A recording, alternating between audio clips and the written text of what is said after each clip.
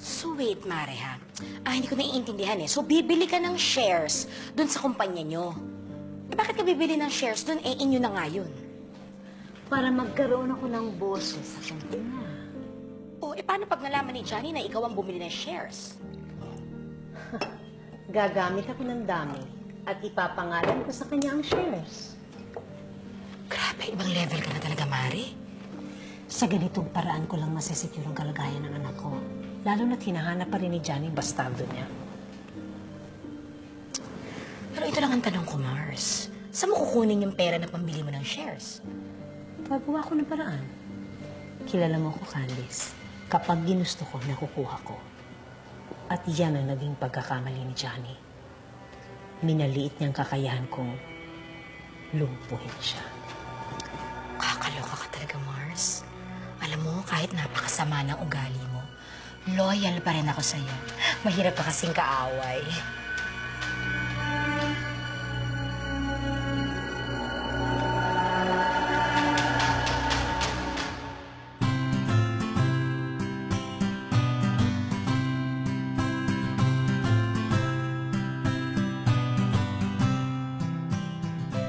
Dating gawin tayo. Victor, ikaw sa oven. Nando, sa masa. Bimbo, sugar coating. Sunshine, Jericho, sa mixing kayo.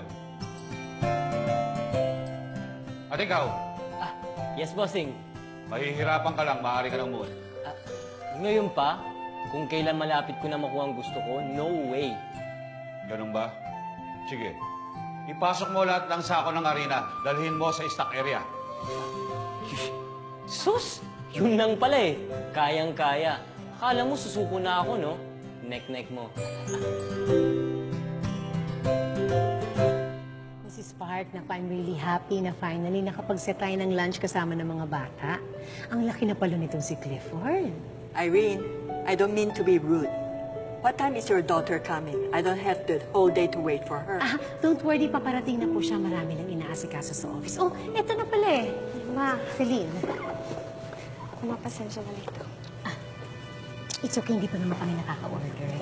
Naku, alam niyo, si Celine kasi ang punong abala sa pag-aayos sa 50th anniversary ng kumpanya namin. So, Celine, nag-enjoy ka naman ba sa pagtatrabaho mo? Of course, I will do everything for our company. Pero huwag ka mag-alala, Clifford. Kapag mag-asawa na kayo ni Celine, titigil na siya sa pagtatrabaho. From what I've heard, there's nothing to be taken care of after this year. Your business is not doing well. That's why you're hiring your daughter to work for you, di ba? Correction, Mrs. Park. Hindi pagtatrabaho, kundi pag-aasikaso. Inaasikaso ko lang ang negosyo namin. Walang masama doon. Super believe ka sa sarili mo, no? Do you know who I am? Show some respect.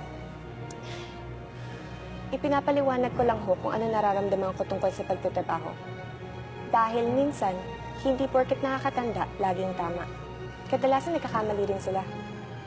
Irene, is this how you train your daughter?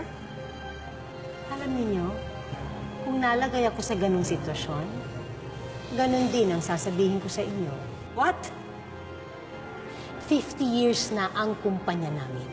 Sa tingin niyo ba, ganito kadali ito mapapatumba?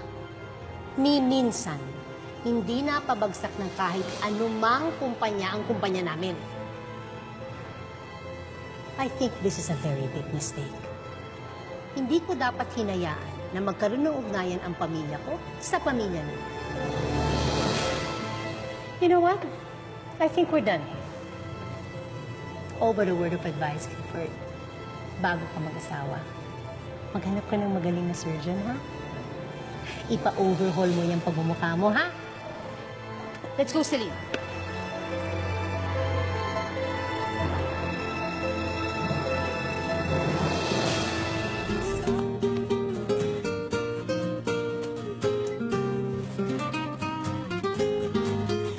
애써 웃음 지어보려 해봐도 이것 봐 눈에 눈물이 고여 서둘러 훔치고 닦아내도 자꾸 흐르는 눈물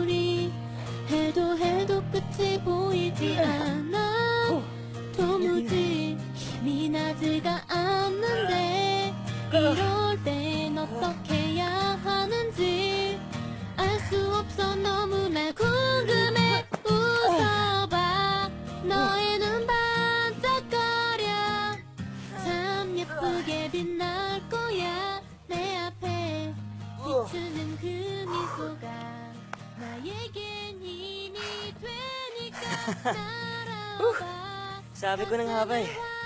Kayang-kaya ko to. Last na. Pang 32. Whew.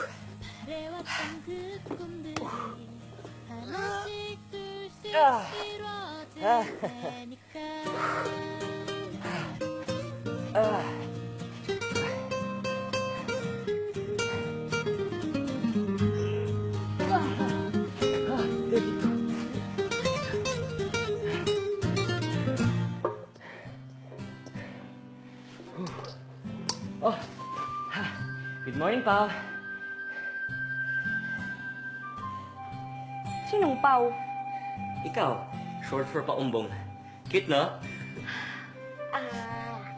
Okay.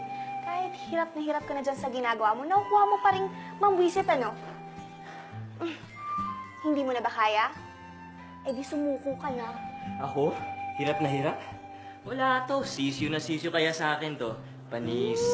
Okay. Pwes, etong 32 na sako ng harinan ipinasok mo, pakilabas naman, no? Ang sikip kasi dito. Ha? Bakit? Unless, suko ka na. Eh di, papagawa ko na lang sa iba. Ginagalit mo talaga ako, Miss Asim, ha? Hindi ako susuko.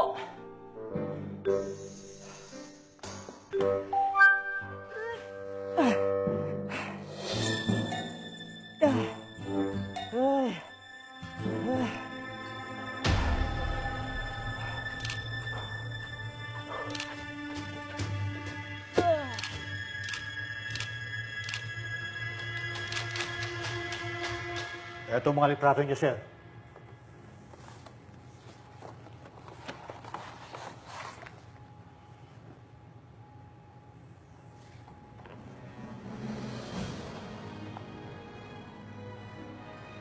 Sigurado ka bang si Taco nga ito?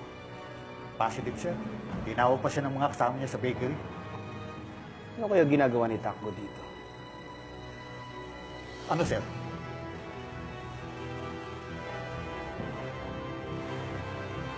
Sige, tapusin niyo na siya.